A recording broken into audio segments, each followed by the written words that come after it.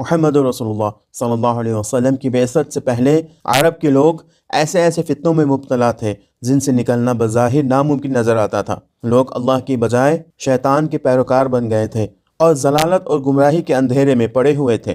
گویا اس زمانے میں ہر سمت جہالت کا دورہ تھا۔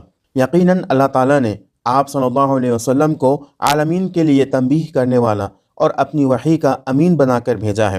عرب کے لوگ اس وقت بدترین دین پر اور بدترین گھروں میں رہتے تھے۔ کھردرے پتھروں اور زہریلے سانپوں کے ساتھ وہ رہن سہن رکھتے تھے۔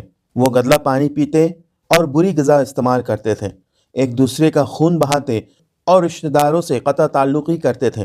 بت ان کے نزدیک عزت دار اور گناہ ان سے چمٹے ہوئے تھے۔ جب عربوں کی جہالت اور گمراہی اپنی انتہا کو پہنچی ہوئی تھی، اللہ رب العزت نے اپنے حبیب کو ان کی ہدایت اور رہبری کے لیے مبعوث فرمایا۔